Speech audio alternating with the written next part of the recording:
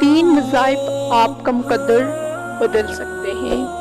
پہلا، تیسرے کلمے کی کثرت، دوسرا درود شریف کی کثرت، تیسرا استغفار کی کثرت۔ ایک فقیر دریا کے کنارے بیٹھا تھا۔ کسی نے پوچھا، بابا جی کیا کر رہے ہو؟ فقیر نے کہا، انتظار کر رہا تھا کہ مکمل دریا بہہ جائے تو پھر پار کروں۔ اس آدمی نے کہا، کیسی بات کرتے ہو بابا، مکمل پانی کے بہنے کے انتظار میں تو تم کبھی دریا پار نہیں کر پاؤ گے۔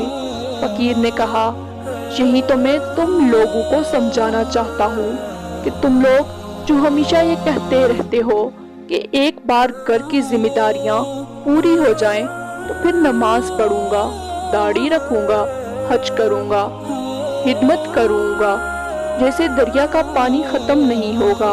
ہمیں اس پانی سے ہی پار جانے کا راستہ بنانا ہے۔ اسی طرح زندگی ختم ہو جائے گی، پر زندگی کے کام اور ذمہ داریاں کبھی ختم نہیں ہوں گی۔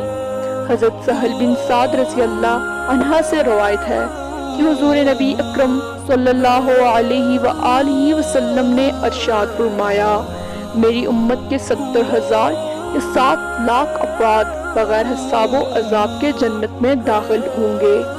راوی کو عادت میں سے کسی ایک کا شک ہے، یہ ایک دوسرے کو نسبت کی وجہ سے باہم تھامے ہوئے ہوں گے، یہاں تک کہ ان کا پہلا قیادت کرنے والا اور آخری شخص جنت میں داخل ہو جائے گا۔ ان کے چہرے 14ویں رات کے چاند کی طرح چمکتے ہوں گے۔ سبقت لے گیا ہے۔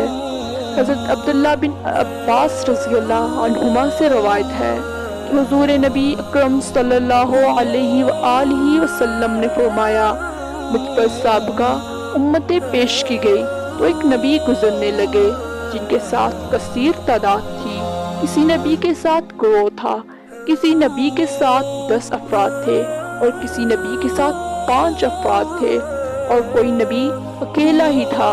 اسی دوران میں نے ایک جم غفیر دیکھا تو پوچھا، جبرائیل یہ میری امت ہے؟ اس نے کہا، نہیں، بلکہ آپ آسمان کے کنارے کی طرف دیکھیں تو میں نے عظیم جم غفیر دیکھا۔ اس نے کہا، یہ آپ کی امت ہے۔ ان میں سے پہلے 70,000 افراد بغیر حساب و عذاب کے جنت میں داخل ہوں گے۔ میں نے کہا، کیوں؟ اس نے کہا، یہ وہ لوگ ہیں جو نہ داغ لگوا کر علاج کراتے تھے، نہ غیر شرعی جھاڑ پھونک کراتے تھے، نہ بدچگنی لیتے تھے اور اپنے رب پر کاملاً توکل کرتے تھے۔ بس عکاشہ بن محصنس نے کھڑے ہو کر عرض کیا، آپ اللہ تعالیٰ سے دعا کیجئے کہ مجھے ان میں شامل فرما لے۔ آپ صلی اللہ علیہ وآلہ وسلم نے فرمایا، اے اللہ اسے ان میں شامل فرما لے۔